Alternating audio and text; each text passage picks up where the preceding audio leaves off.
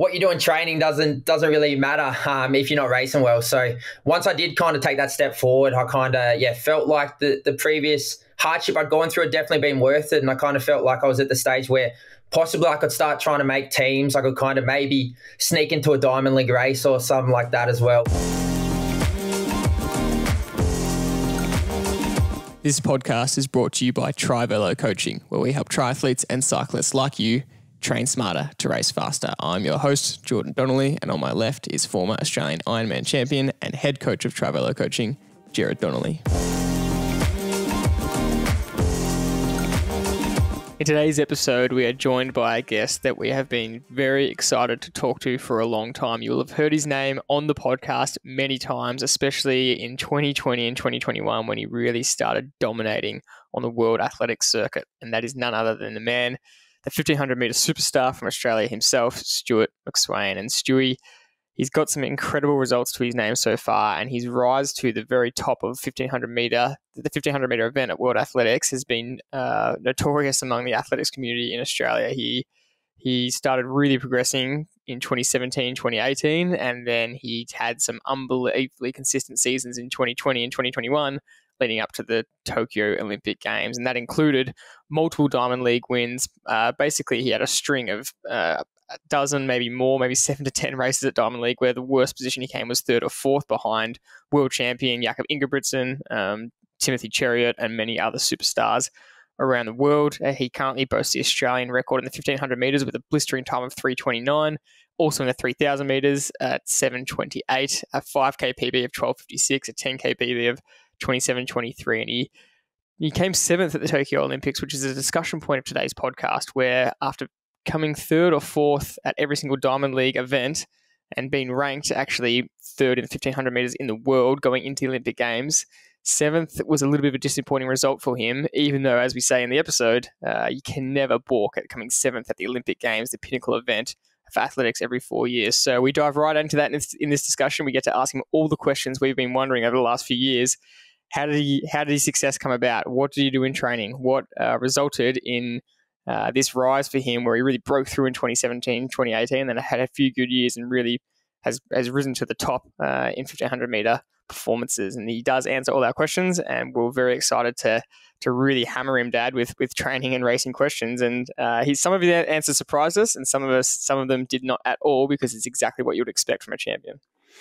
Yeah, it was one of my favourite podcasts that we've done in a long time, and I say that about every podcast. But this was really great. And look, it's unusual, and we haven't had such a really good, classy athlete since Mottram probably on the track. There's plenty of really good runners around. Don't make many mistakes about that. But Stu has certainly climbed the ladder, and he on any given day he's as good as anybody in the world. You know, and as everybody knows who listens to this podcast, our favourite man Jakob Ingebrigtsen, and Stewie, you know, he gets mentioned by Jakob as someone who's a challenge to him and a talent, and someone he has to watch, and you've got to admire the way he races. He is an out and out racer, and I love his relaxed attitude about everything, about training, about the way he runs to feel. And you know, when he gets on the start line, he's clear about what he's going to do. He's going to give it 110%, and he says that so many times. No matter what form I'm in, I'm just going to have a crack, and if I get the result I want, I'm wrapped. And if I don't get the result, I know that I've had a crack. And I'm not going to leave anything out on the table. So I just love his attitude, and it's no wonder he's been so successful. We had lots of information coming back from fellow guys, you know, who train with him, who say that he's one of the best workers going around. And look, that's an easy thing to say about anybody who trains hard, but he's exceptionally dedicated to getting his training and, you know, on point and where he needs to be, and making sure that he's ready for the next event. And that's something that, you know, he's really proud of, I think. And he loves racing for Australia, and the World Cross Country titles are on in Bathurst in I think it's February the 18th, and he's got a team put together, a 2-man 2-women team, and really excited to see how that goes. That's some of the, you know, the best four athletes that we have at the moment are all going to be racing in that 2K event, which is a little bit different distance, but that shows you the versatility that Stu has. He's a really good 800-metre runner. I know you said some really good statistics there, but it's almost easy to gloss over them. His PB is 3:29 for 1,500 metres. You know, there aren't many people who've run under 3:30 in the history of track and field. He's run a sub-13 5K. You know, there aren't many people who've done that. He's won the Zadapac here in Melbourne back-to-back with low 27s as a 10K runner. So he really has the score on the board, and he is a performer, and that's I just love talking to people who are really confident and trust the process, and he exudes all of those principles, and it was a great conversation. I wish I knew the stat off the top of my head, but I believe that his PB of 3K at 7:28:02 is something like, it might be top 10 or might be top 15 fastest times ever recorded, which is just an astounding PB to have. So that just shows the caliber of athlete he is. So a lot to learn in this episode. We absolutely love this interview. We can't wait for you to hear it. So without further ado, here is the episode with Stuart McSweyn. Stewie, very big welcome to the podcast. Thank you very much for jumping on. The first question we like to ask our guests is, what session did you do today? Nah, thanks for having me on, guys. Excited to be on. Today's a Wednesday, so it's kind of a recovery day. So I just have a 70-minute run in the morning. So maybe 15, 16K, pretty comfy, maybe 420, 430 kilometer pace. And then I'll just run another 7 or 8K in the evening. So it's kind of an off day between session days, Tuesday and Thursday. So nothing too crazy today. And you're in Melbourne and training in around the suburbs of Melbourne? Yeah, so I'm actually based in St Kilda, so right near Albert Park, so not a bad spot for training. So I'll pretty much, while I'm in Australia, I'll spend 5 or 6 months here training. Love training in Melbourne. I don't think there's many better places in the world to run. So enjoying it, especially with a bit better weather as well. I have to say, I am in St Kilda and I have seen you running around a bit. So I assumed you were local to this area. I've passed you, I reckon, a few times around Albert Park. And when you're doing these easy runs, are you tracking your pace? Are you going purely by feel? Are you looking at your watch or your heart rate? Pretty much by feel. I'm not a big data guy. I'll pretty much run on time. I use a stopwatch rather than a GPS watch. So, I'm 100% on feel. I'll just run. If I'm tired, I'll run slow. If I'm feeling good, I might push a little bit quicker. I'm not really a data guy. So kind of keep it nice and simple. I kind of have my laps as well. So I'll have my Arvo run, I know 7 and 8K, I won't even wear a watch. I kind of just have a course for that. And then other days I kind of have set courses as well that I'll run, whether it takes me 60 minutes, 70 minutes. And it is what it is. I'll just kind of run the course depending how I feel on the day. I have heard you're a stopwatch guy. Does the data get uploaded anywhere? Are you carrying your phone with you? Is it going to Strava or something where you're looking at it after, or you're just happy to run to time? Nah, it absolutely goes nowhere. I don't even really record sessions. I kind of prefer, I think after you've done it for a few years, you kind of get pretty good at judging what your fitness level is. And I kind of prefer not knowing. I think you can get pretty good at comparing sessions and you're always trying to beat them. You're trying to run quicker than what you did last week. But as us athletes know, training indicators don't always indicate racing performance. So I prefer, kind of just basing on feel and not overthinking it too much, kind of just keeping it nice and easy and kind of, just trying to tick it off rather than focusing on trying to beat it every run or every session or trying to go quicker or whatever as well. Yeah, that's such a refreshing point of view, isn't it? And we're really drumming into our athletes who are all listening out there with great interest what the elite people do, and we're kind of pushing our guys to keep a real tab or tally on where they're at in any given period. But you do it in a different way, don't you? You know how you're feeling according to what your times are on certain routes and how long it takes you compared to what it normally does, and generally how you're feeling and coping with the day-to-day sessions. Yeah, exactly. I think I'm definitely kind of, you probably describe me as a field-based athlete. I feel like I've been, doing it long enough that I kind of have a good judge of how I'm feeling, how hard I'm going. And as you mentioned, you obviously have indicators in training. You kind of know what shape you're in. But I kind of prefer just not having times I'm trying to hit each session really, because I think, depending on weather, there's so many outcomes that can affect sessions. If you're trying to beat it every time, it's not going to be easy. So trying to keep it simple, trying to put those consistent training weeks together is more important for me. And then I know if I can, put those weeks together, I'm going to be in good shape at the end of the training block. It's a big thing that's kind of a lot of people, especially your coach, Nick Bordeaux, has said about your, real good period over the last 5 years and how you've really excelled to the top of the world stage. And it's just based on that consistency. Whenever people ask him, how Stewie got to this level, he just always says consistent training put together over a long period. You, until last year, probably had very minimal interruptions. When you look at the way you train and as a field-based athlete, like you just said, compared to guys you're lining up against on the start line at every single Diamond League or World Champ race like Ingebrigtsen, he's the very opposite approach. He's very non-field-based and very science-based, very technical, very lactate-based.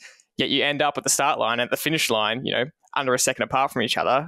What do you think about that when you look at him? Do you compare yourself? Do you think you might like to go down that path at all? Do you ever think it's just two different ways you go about it? What's your experience there? Yeah, I think it shows there's obviously different ways to do. There's no direct route. For him, he's been science-based his whole life. Everything's lactate. He's kind of personalised training for him.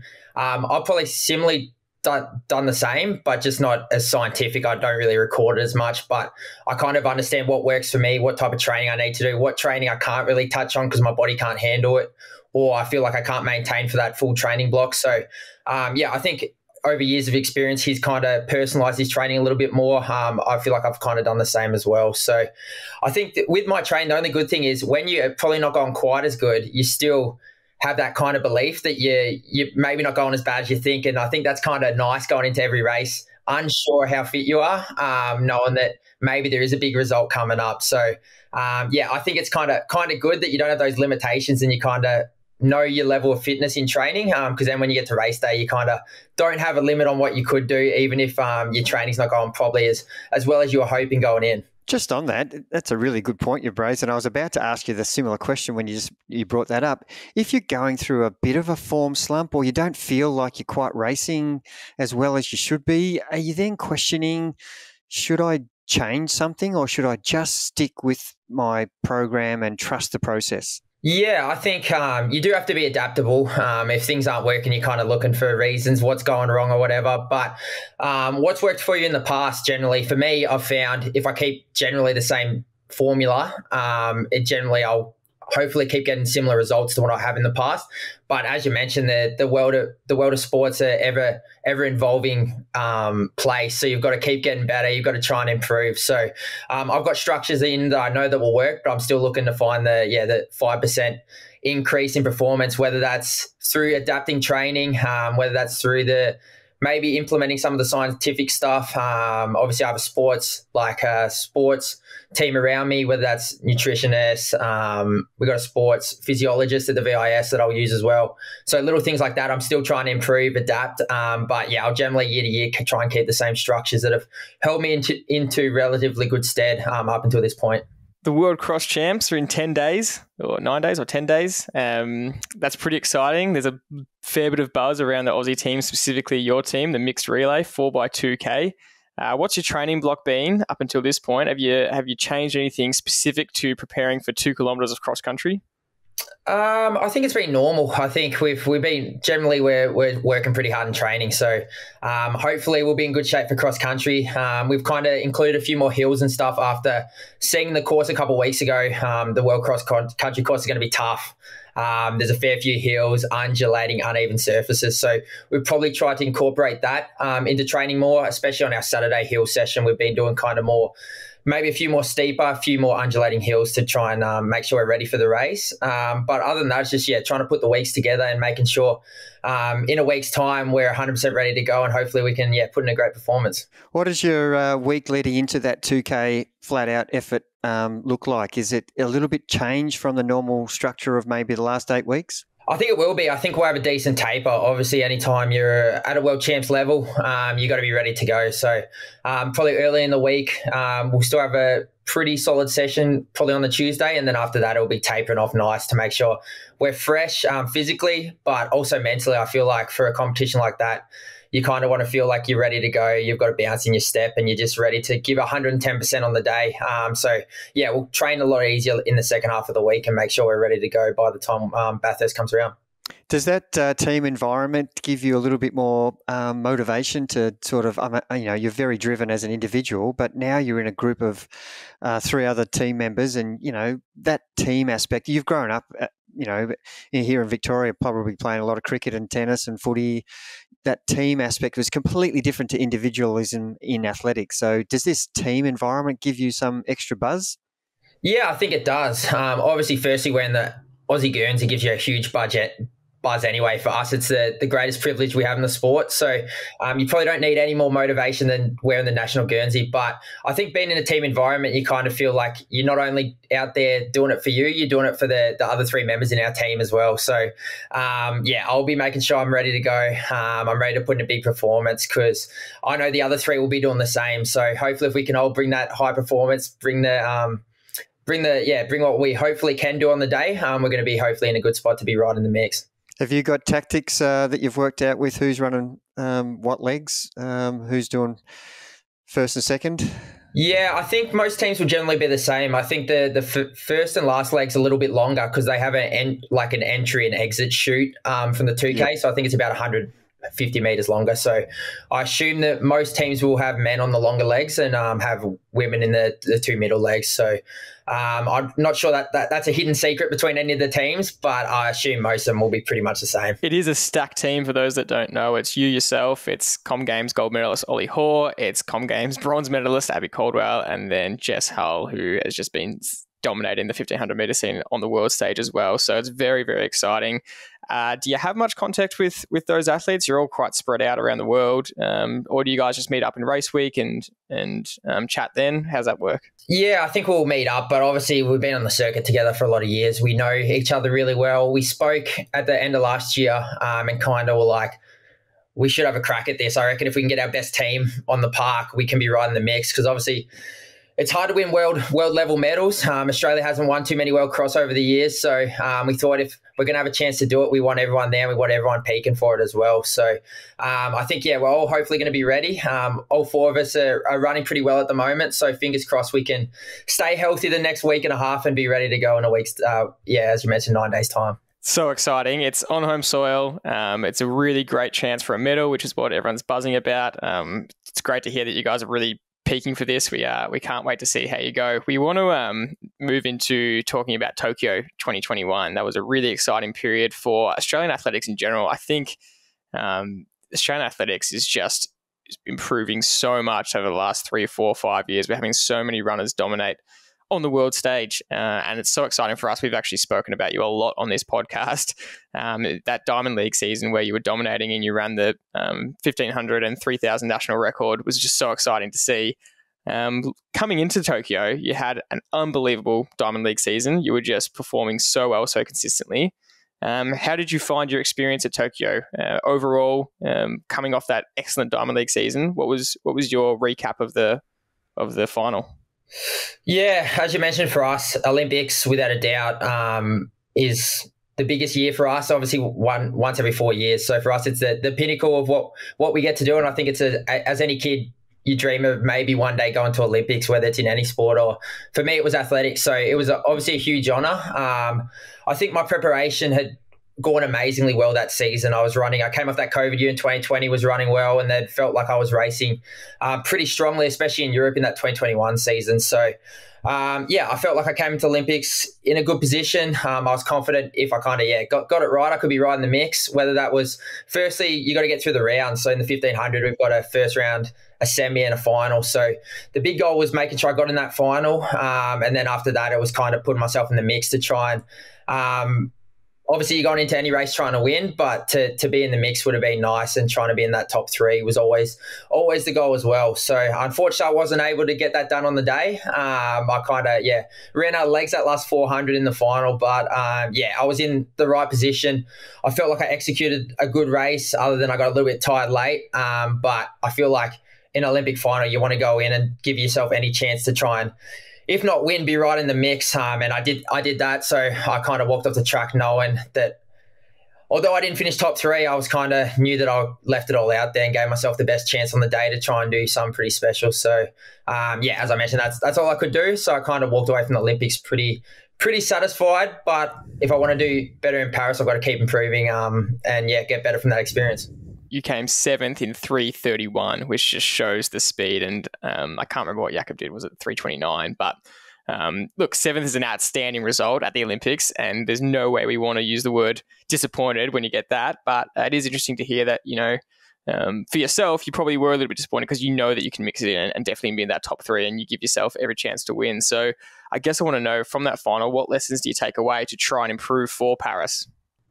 Yeah, as you mentioned, I think that season I finished ranked, I think on the rankings I was 3rd. So it would have been nice to be top 3 at the Olympics. I feel like with the rest of the season, the lowest I finished in a 1500 was 4. So to finish 7th at the Olympics, obviously wasn't what I was aiming for. But yeah, as you mentioned, championship racing is different. There's a lot of factors go into it. But I think for me, I've got to get better at the rounds. I think, especially the Olympics, there's just so much hype. You have so many expectations, so many people reaching out. I think it's the one meet for us every 4 years where the media cares a lot about. So it's just a different experience, and I've probably got to get better at kind of blocking out that external factors and also getting better at getting through the rounds. I think at the Olympics, the semifinals are hard.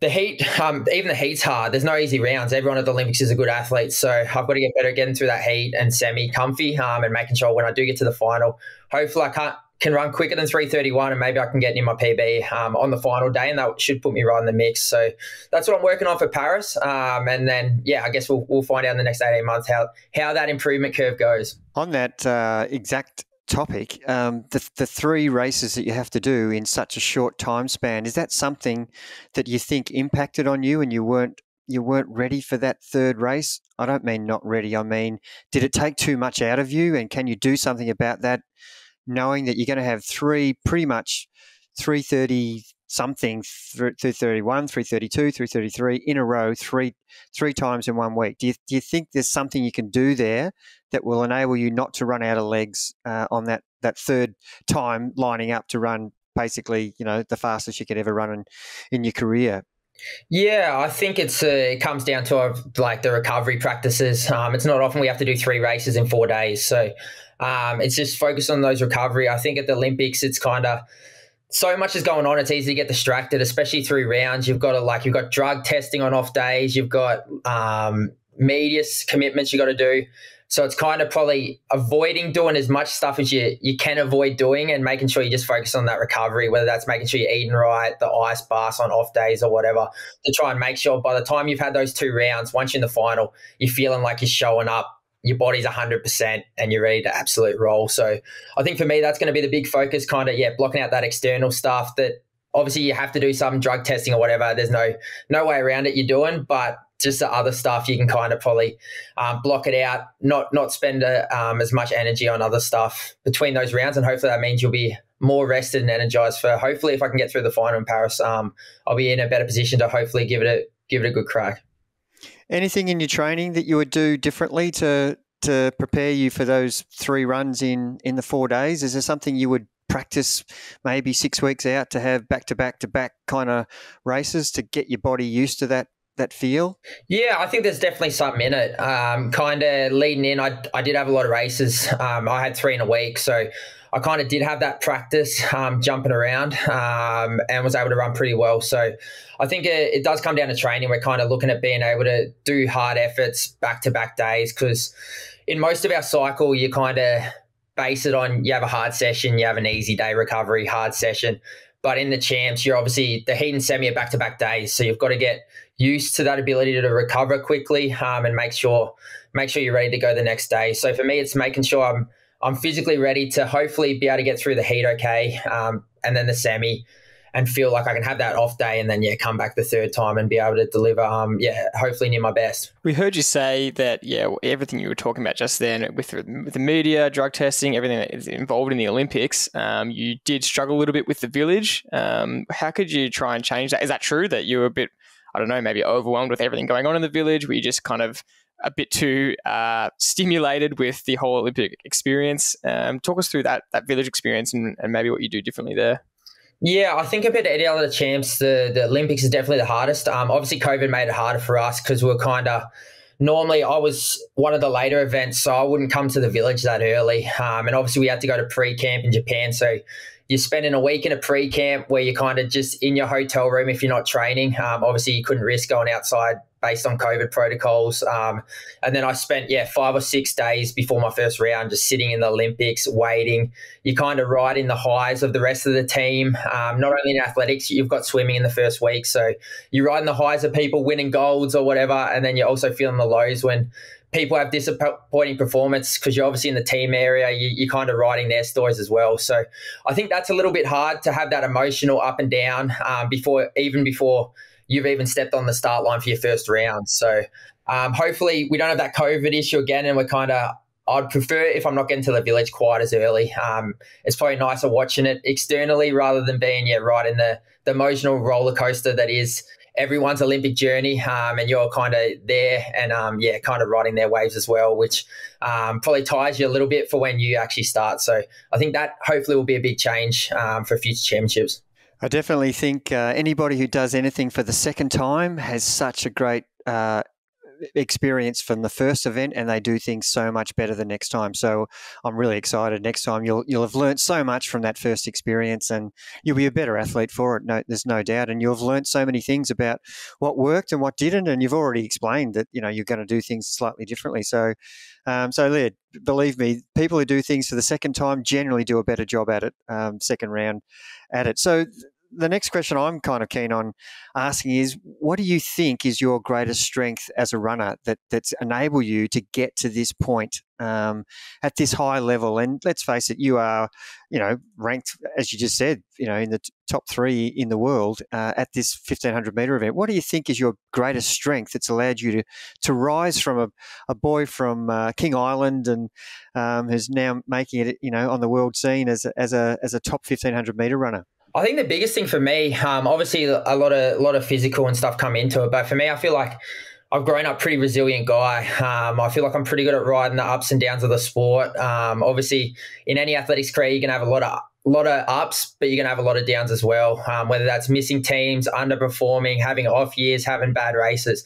But I feel like for me, I kind of always feel like I can get through it, and I kind of stay pretty positive from that sense. So I feel like I'm pretty good at riding the negatives and trying to turn them into positives, and trying to, whether I've had a defeat, I've underperformed, I'm trying to use it to find things I can get better at and kind of make sure it doesn't happen again. So I think resiliency is probably what I think is one of my greatest strengths. And I think that kind of has helped me over the years kind of ride the waves that any athlete faces. I was speaking to one of your teammates at Melbourne Track Club at your training group, and he was explaining that there seemed to be a bit of a lag period of almost a couple of years between how well you were training and translating that into race results. So was that a bit of a frustrating period for you? And is that an example of what you're talking about here with being able to push through some potentially hard times? I don't think that was really the hard sense of the hard time. I think it was more that it's weird. I feel like in performance, you kind of got to get to a level in training and be able to do a certain amount of training and kind of recover from that training before you're able to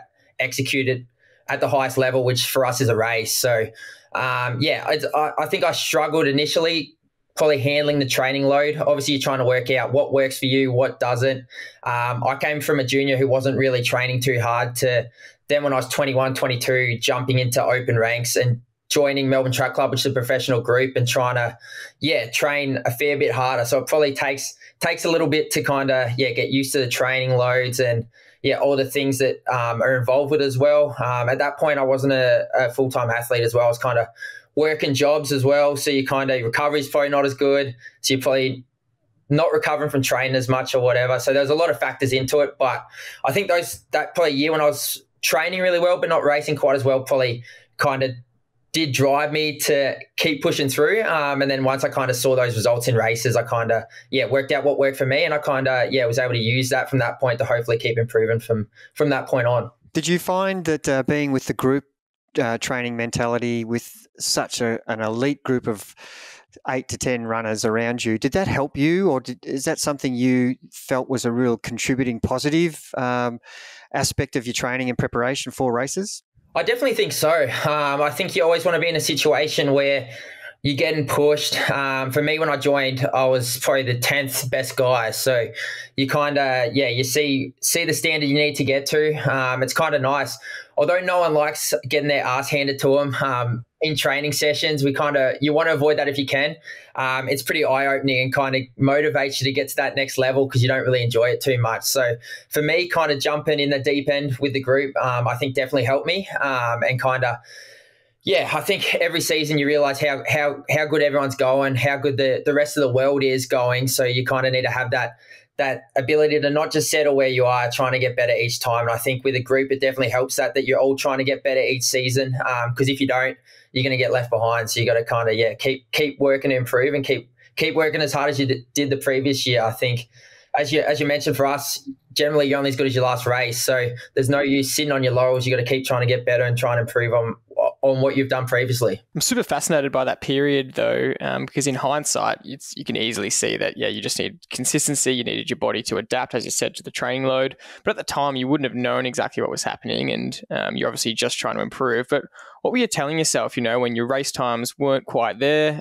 You're in that period for a couple of years. Are you just getting through it? Are you questioning yourself as a professional athlete and how much time you're dedicating to it? Or were you just someone that was happy to keep pushing and you had confidence it would come? What was it for you? Yeah, I think when things aren't going well, you're obviously any athlete, they're probably lying if they're not saying you're questioning things. You're kind of unsure if it's worth the effort. I think a lot of athletes will go through it where you have those tough periods and you kind of, is it worth doing? What am I doing wrong? What can I do?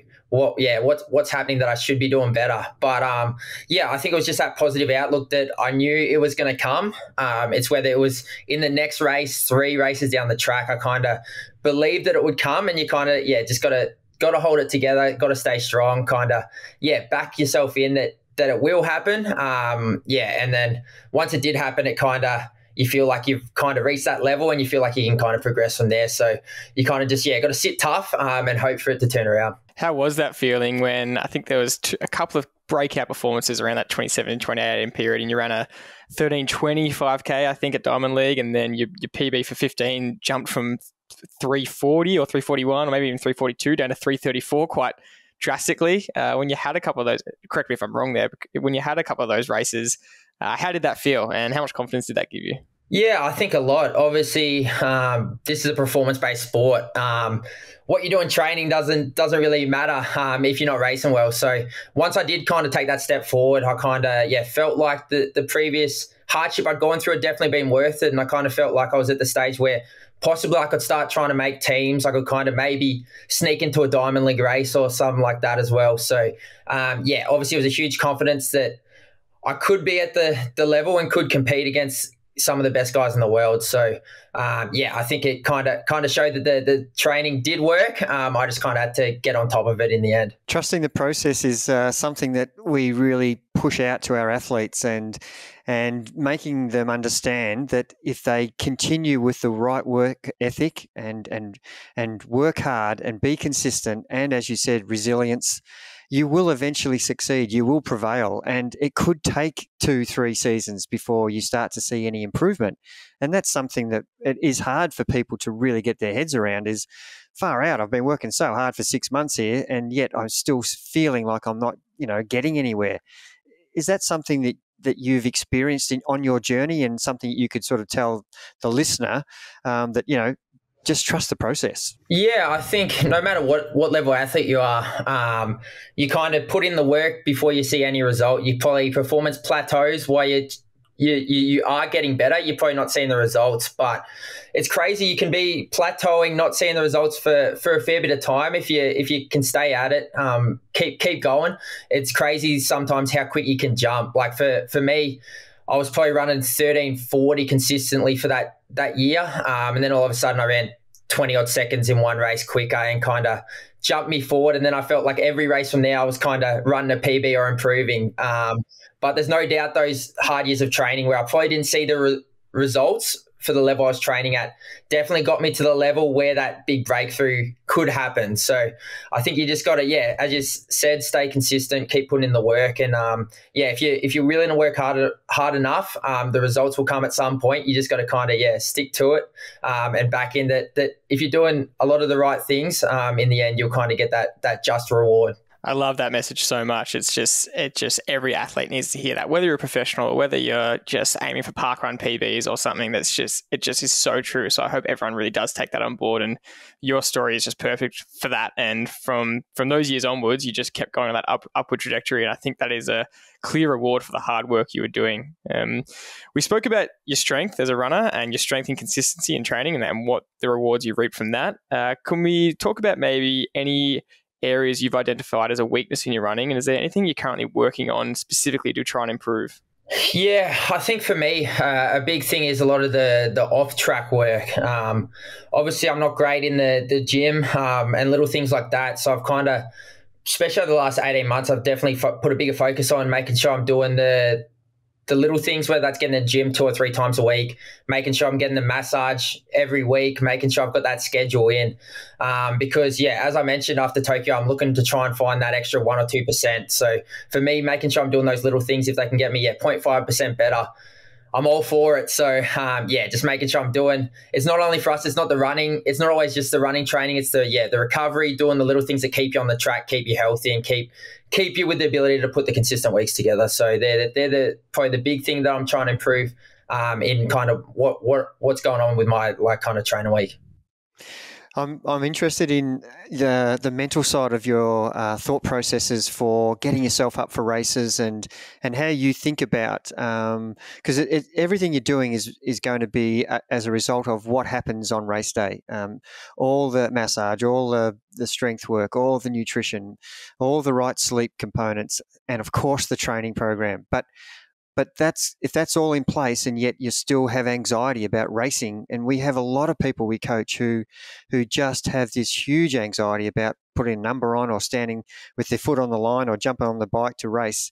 How are you approaching that from, are you embracing that? Is it something you've always had a fear of, or you can't wait to race? What's your thought process about that mental side of race preparation? Yeah, I think any race, if it means something to you, you're going to be a little bit nervous. I think, as you mentioned, when you're putting the work in practice, you kind of want to get the just reward from the race. So you do have an expectation, whether that's external, say for the Olympics or whatever, or your own expectation on a race. You kind of do have that little bit of pressure to perform. But for me, it's kind of, I'm just going into every race going, no matter what happens when I'm on the start line, if I go out, give it 110%, and I finish, whether I run quick, slow, or anything in between, that's all I can do. And whether it's a great result, I'm still going to look at it and go, what did I do well? What did I not do well? How can I improve? And whether it's a bad one, I'm going to do the exact same. So it's kind of, you just got to go in with that. For me, the mentality that you're going to go out there, give it everything you have on the day, whether it's good enough to win, 10th, whatever,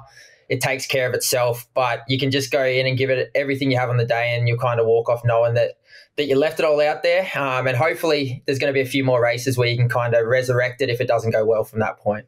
Are you analysing your performance yourself or based on your result? And that's something that really I'm intrigued to hear your answer. Yeah, I think no matter the performance, you're still trying to work out what happened. I think you'll probably, I don't really like watching my own races too much, but you're probably more likely to watch races you actually have bad days than the ones that you run really well or win, just because you kind of want to work out what happened, how did that happen, what mistakes you made, and to try and not let it happen again. So I think you have to, no matter the level of performance you bring, you still have to be critical to try and work out how you can improve, because unless you're the best in the world, there's definitely a lot of room for improvement. So I've as I said, until you're breaking world records, you're the best, you're still a long way off what I'm aiming to do. So I've got to kind of keep looking for those inches and those bits of improvement that I can take along the way. You are breaking a lot of national records, so I mean you're not far off that world record stage, I guess. I still want to stick to this kind of mental preparation for races, because it is a massive area and we just find a lot of professional athletes tend to have generally a better hold on it because you race so much. Whereas a lot of amateur athletes, age group athletes, like we said, recreational athletes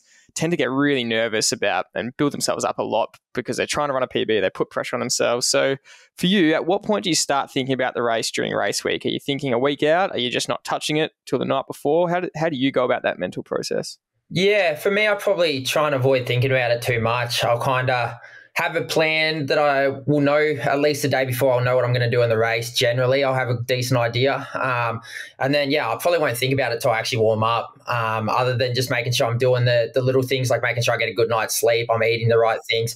But I won't overanalyze the race. Obviously, you as I said, you have a plan, but you kind of don't want to overthink it because you get in a race, anything can happen. There's different factors. You can't be set on what you're going to do. You kind of got to be adaptable as well. So, I won't overthink it until I'm on that start line. And then once I'm out there, kind of you feel like you're in control and you can kind of take control of what's going on out there. And you're kind of probably not quite as nervous once you're actually in the action, and kind of can do your best once you're in the race situation.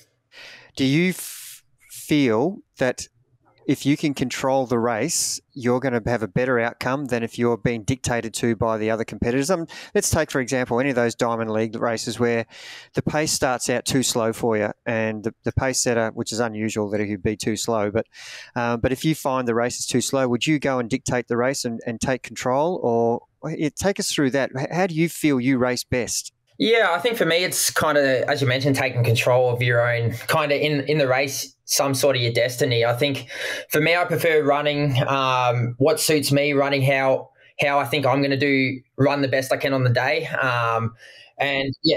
So I'll try. Yeah, hopefully I can try. And I actually like leading because it kind of takes out the kind of factors of what the other competitors are doing, what else is going on, and I can kind of just focus on running my best race. If it's good enough to win the race to beat everyone else, so be it. If it's not good enough and I get beat, at least I've kind of go out there and know that I've ran the race that I thought suited me and kind of gave it 110% on the day. So I kind of prefer having that sense of control where you're focusing on your race, and then whether people beat you or you beat them, you run a PB, you don't run a PB, at least you've kind of left it in your hands and kind of can ride that result based on knowing that you kind of took control of your own result. Race execution is, just such a big thing that we try and drum into our athletes at Trivelo because it can dictate whether you actually get the rewards from your training or if you stuff up the execution so badly, you're not doing yourself any justice.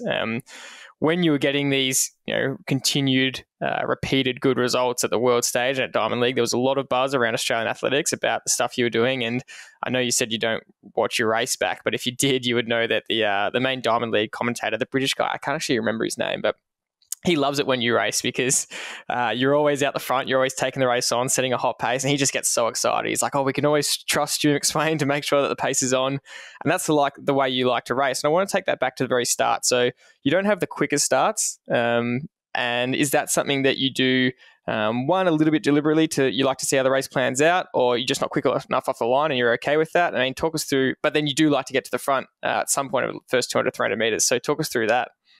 Yeah, I think for me, it probably looks like it's more deliberate because Jakob kind of rolls off the start line as well. So often me and him are kind of towards the back and we kind of roll around a little bit. But being a taller kind of gangly guy, I'm probably not quite as explosive as a lot of guys, especially in the 1500. I came down from the 10K, 5K. So we didn't have to get off the line quite as quick. And then in the 1500, you're racing guys that are amazing over the 800 as well. So I probably don't have the explosion to get off the line as quick as some of the guys. But I kind of don't mind it too much as well because it kind of enables me to find the spot that I want to get in the race. Even though if I do have to probably work a little bit hard in the first 200, I kind of can work out where I want to be in the race. I kind of get a decent look to see how the race is panning out before I kind of work out where I want to sit. So I'd love to get out quicker if I could, but unfortunately I probably don't have the explosion of some of the other guys in the 1500. Do you think it could work in your favour a little bit though? Because the first 100 guys are gassing it out and it's really a 100-metre sprint. And yes, you're working probably a little bit harder from 100 to 200 around the bend, but you're also not probably using as much or getting as far into the red zone in that first 100 as the other guys. So do you think that benefits you at all, or do you think it all works out pretty similar? I think maybe it does. I'm probably not quite going. I am still trying pretty hard that first 100. It's not going as quick as those guys. But I think the big thing for me is it kind of probably helps me stay out of trouble a little bit more. As we see in middle distance racing, there's a lot of people get clipped, fall over in that first 200 meters. It can be kind of the dangerous part, especially when you're in good level fields, because there's 15 guys fighting for good spots. So it can be dangerous. So it probably helps me in some sense stay out of trouble a little bit that first lap. So that's probably the positive side of not being quite as explosive as the other guys. We heard you say about you coming down from 10,000 to 5,000 to 1,500 compared to some runners who come from 800 up to 1,500.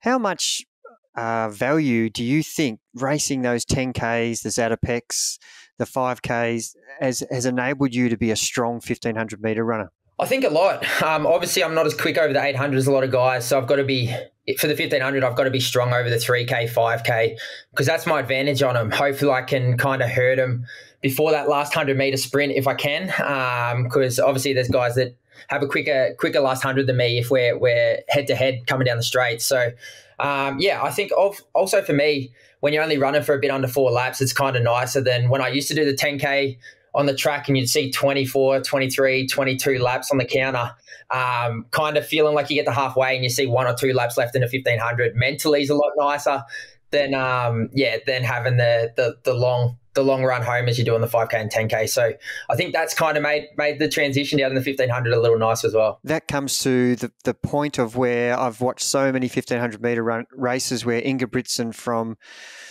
500, 400 or 300, he will not let anybody pass him once he goes to the front. And that just winding it up tactic that he uses.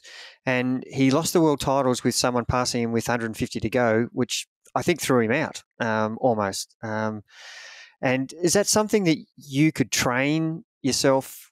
Is that something you're thinking about? Because that's his tactic, is to not let anybody pass him from the point he gets to the front of the field to the finish. Is that something you've seen him do or thought about, or something you can do about your training to match that? Has that been in your mind about how he races? I think so. Obviously, he's the best guy in our event, so you kind of using him as kind of the level you need to get to. So what he's able to do from the front, I think he makes it look so easy, but when he gets to the front, he's grinding the pace. He's dropping a second every 100, and it's not physically not an easy thing to do, especially when you're at that point of the race. You've got lactic build up as well. So obviously, I'm looking to try and emulate what he can do, but I've got to run to my strengths as well. So as I said, any race I'm going in, I'm trying to win. I'm trying to beat him if I can. But he's obviously got a tactic and he's a brilliant athlete that's working pretty well. So I'll be trying to, hopefully this season I can kind of throw a few curveballs with him, but we'll see how it goes. I do want to just ask a couple more questions on kind of this mindset and self-talk in race and pre-race. Just taking it back to the night before, you find just naturally you're able to get to sleep pretty well, you don't overthink the race, or is there any tactic you use to not think about the race? I guess that's the distinction. Is it something that comes naturally, or is there anything specific that you do to get yourself to have a good night's sleep? Luckily, I feel like I'm not bad at getting to sleep on race nights. I try and, as I mentioned, I don't try and overthink it. I'm not really too worried. I'll kind of, do all the preparation the day before I need, whether that's the hydration, the nutrition, whatever, to make sure that when the next day comes, I'm going to be ready to race. But other than that, I won't overthink it. I won't worry too much. I'll kind of wait to the next day and still not think about it too much until I'm really warming up, and I'll kind of, that 50 minutes before when I'm warming up, I'll kind of lock in, have the plan ready that when that gun goes, I know what I'm doing, I'm ready to go. I know that I've done the preparation, the days, the months, the weeks leading up, that hopefully I can kind of take care of what I'm trying to do in the race. So there's not really anything I can gain from overthinking it the day or the morning of. I'll kind of, wait to that warm-up period and make sure I'm ready to go. I'm mentally there as well, know what I'm doing and kind of ready to switch on when the gun goes though. The gun does go. And then, on the start line, what specifically are you saying to yourself? Are you running through the first 100, 200? What are the actual specifics? I think, you need to have some kind of plan of how it's going to be. But as I mentioned, you got to be able to adapt. No race is the same, especially middle distance. There's so much happening. Whether you can get a position, you can't get a position, you're kind of thinking on the spot. Whether the pace is quick, slow, you're still adapting to how the race is playing out. But for me, as I mentioned, I'm standing on the start line going, I've done the prep, whether it was the perfect prep, whether it wasn't. I'm at this point. All I can do is go, I'm going to run 110% in this race. And whatever the result is, I can kind of live with that, whether it's bad, good, whatever in between. I can kind of, live with that and move forward from that. So I'll just go, this next 3.5 minutes, I'm just going to, give it everything I have. And hopefully the result takes care of itself. You are seen as such a gutsy runner, and that is proven time and time again when you're willing to go to the front of the race and, as you said before, lead the race and take on the race and push that fast pace. And that even showed last year when you fronted up to a few races knowing you weren't in the best shape post-COVID, and you still fronted up anyway and gave it everything, and even the results were way off. It showed real gutsy running. Take us through that period last year when COVID had affected you for a lot longer than you thought, and you had to take basically a fair bit of the season off. How did you get through that? How did you manage that mentally? Yeah, obviously I was struggling with health for a fair few months at the start of the year. As I mentioned, it was probably one of those tough periods that you kind of had to work through. It was definitely tough, not only the physical side, the mental side, I think, not knowing how long it was going to last for. Not having the exact, I think athletes, you kind of like having exact answers of knowing when you're going to be back to your best, what effect it's going to have, whether you're ever actually going to get back to your best. You kind of want a timeline. Obviously, I didn't have that with what I was going through in probably the first 4 months of the season last year. As I said, I just kind of had to stay resilient, keep doing what I normally do, following the process I normally do, and even in the races.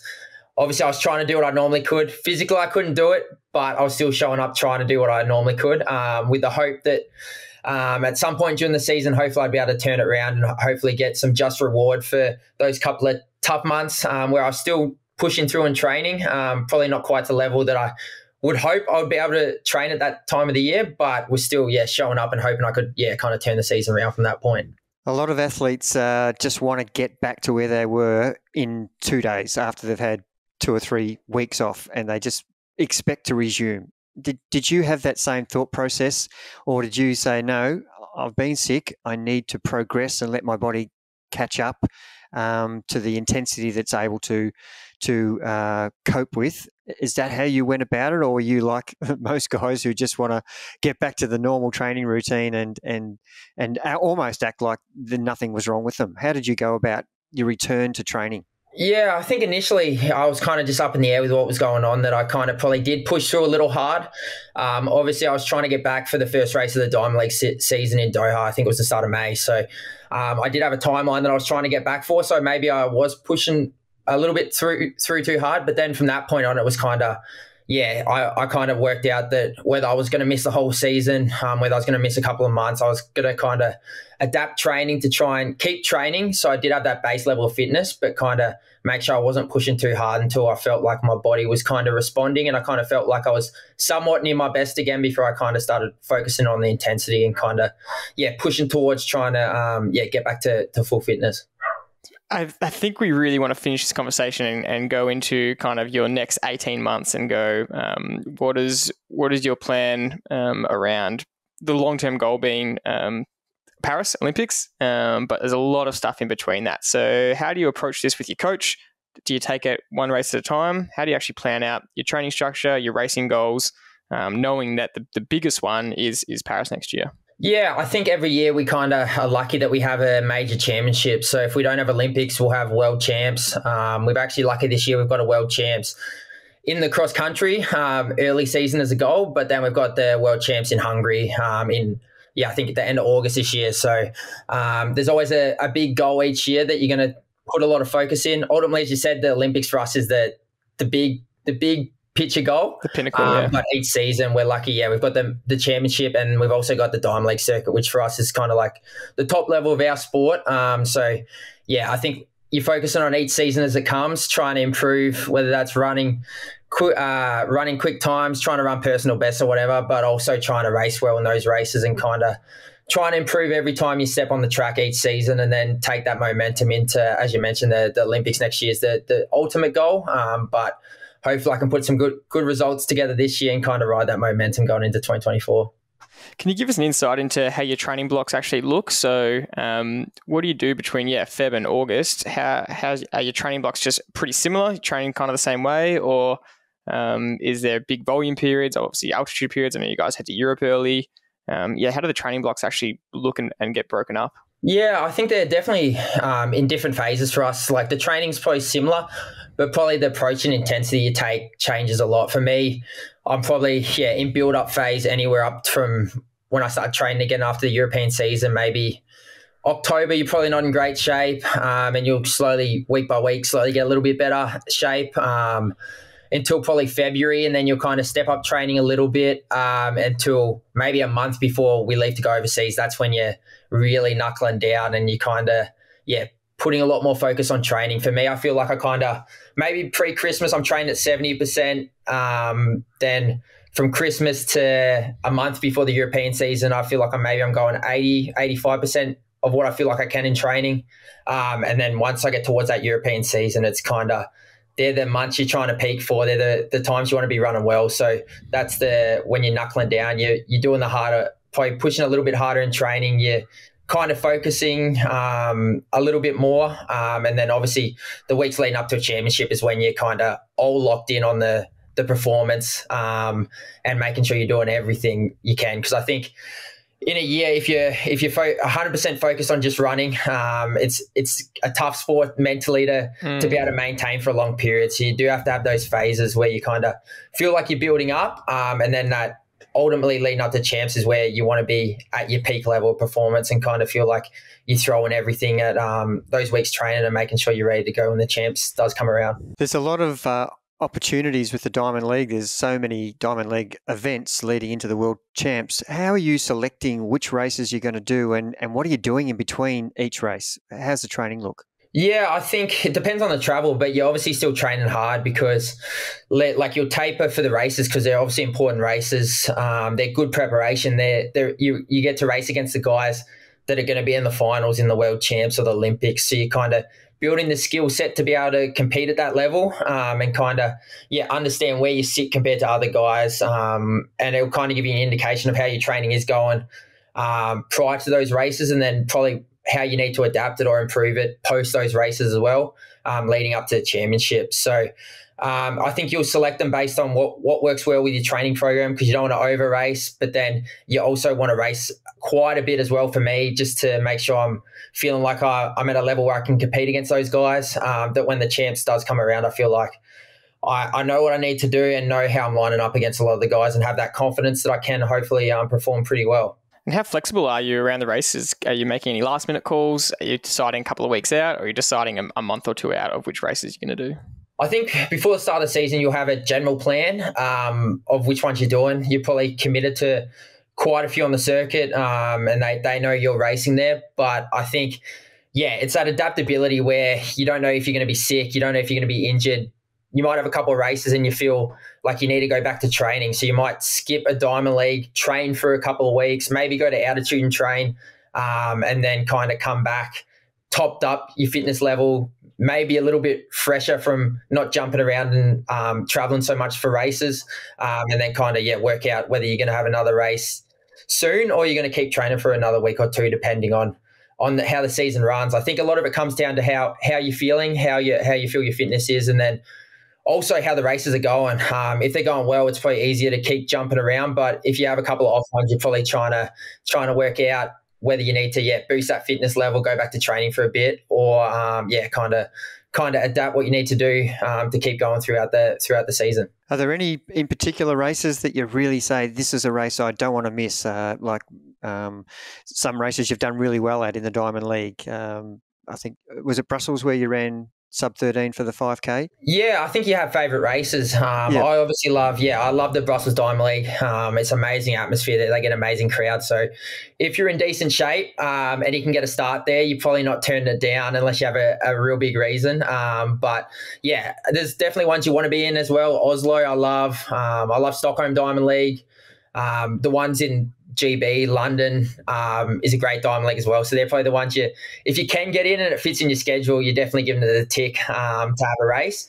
But as I said, ultimately it depends on a lot of other factors, how you're traveling, and also depends how you run it, because if you're not running well, you might not get a start in it as well. So that also becomes a factor of where you end up racing as well. So one of the biggest factors you said that you manipulate is intensity, and in this build-up period, obviously lower, and then, like you said, you're peaking for closer to actual racing season.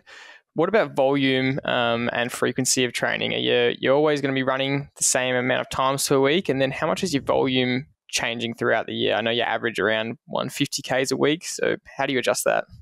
I think, for me, it's kind of keeping it similar. I'll generally, throughout the year, it won't change a lot. Obviously, when I'm building back up for the season, I'll start a lot lower and slowly increase it week by week. How much lower?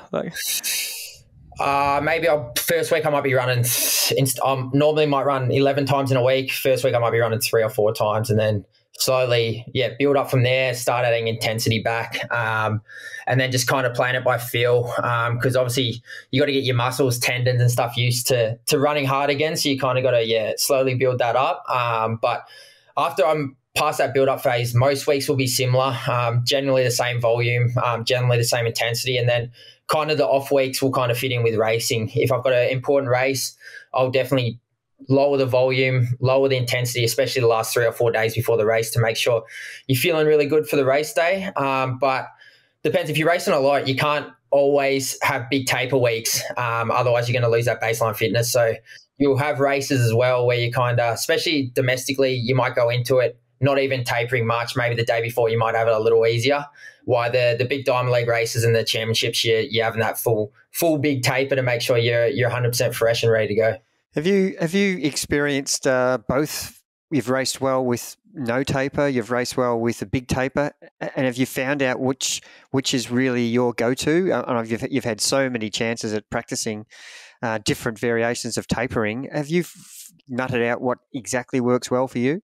Yeah, I think it's an individual thing. For me, I'd probably respond better if I have kind of medium taper. I actually don't like tapering a massive amount. Obviously, if you're running a lot of volume, it's a big step down if you start tapering a lot, and your body kind of probably doesn't quite respond as well. So for me, it's maybe the last couple of days leading in where I'll kind of reduce the load, the amount I'm running. I won't do anything high intensity on those couple of days to make sure that when the race comes around, my body's ready for that high intensity effort that's going to be a race, which is the hardest thing we do. It's harder than anything you do in training. So you got to make sure, you're mentally and your body's physically ready as well from the taper.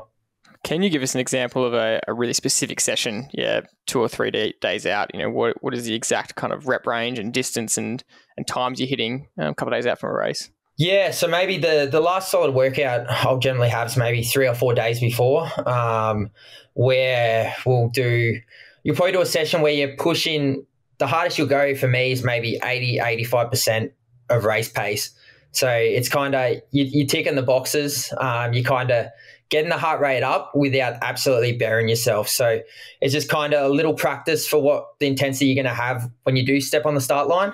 And then generally the other days will be easy. I'll probably do something maybe 2 days before that picks the heart rate up a little bit. Maybe that's a threshold where I do 10 or 15 minutes of threshold 2 days before, just to keep the heart rate up. Because for me, I find if I have too many easy days, then I get on the start line, I try and do something high heart rate or high intensity. I feel like I kind of feel a little bit sluggish. So for me, it's just not doing as much load or intensity, but just touching on a little bit in that taper week to make sure that you feel like you're at a level in your practice for when you do have to go 110% in the race. You kind of feel like it's not foreign from the last few days and not doing much. You kind of ready to go. Last couple of questions, Stu. I just wanted to know, is there any kind of investment you've made that you think has been really worth it to you that athletes could potentially benefit from? I know recovery-wise, people might have a go-to foam roller or recovery boots or something, or even just small gadgets. Is there anything that you have as a go-to, or you keep it pretty simple? Not too many gadgets. I think for me, it's just on the basics. Obviously, for me, sleep's huge. If I'm sleeping well, I don't only see it in how I'm training, how I'm recovering, but also performance-wise as well. So making sure I'm getting the right amount of sleep to kind of be able to put the days of training together. And the other thing for me is, obviously, I use a nutritionist as well. So just making sure, not really making sure I'm eating the right things all the time, because it's not possible to eat the right things all the time. It's kind of, you got to have that moderate approach, but just making sure you're fueling enough. I think especially if you have hard training, it's easy to feel tired and maybe not go fuel yourself right or whatever, but having those kind of that setup where you know what you need to do, what foods you should be eating post sessions, post races, especially when you're jumping from race to race, you kind of got to be on top of making sure you're taking on the proteins, eating the right carbohydrates to making sure you're giving yourself the best chance to back up the next day for training, but also making sure you're getting the benefits from the training as well. So I think that nutrition side for me, I think is what I've improved a lot the last couple of years. And I think that's definitely a big thing that kind of helps with improving the performance level. I don't want to stitch you up here, Stu, but I have heard down the grapevine that you're not the biggest, you're not so fond of cooking yourself. Is that true? And how do you navigate that as a traveling athlete? Oh, it's true. It's definitely true. I'm not sure where that source has come from, but yeah, I don't mind ordering. I kind of do the thing. I prefer to pay a professional to do it than me do it myself. But I still try and focus on making sure if I am ordering food or whatever, that it's kind of, I'm ticking off the carbohydrates, whether that's pasta or whatever. I'm making sure I'm getting the proteins in as well. So I'm not a great cook, but I still feel like I cover what I need to take on in the training week and take on, as I mentioned, carbohydrate, proteins or whatever. I'm taking on relatively well throughout the week. It's a good professional answer. I think your nutritionist would be happy with that. So, no, mate, thanks for jumping on the interview. We've been super keen to talk to you for a long time.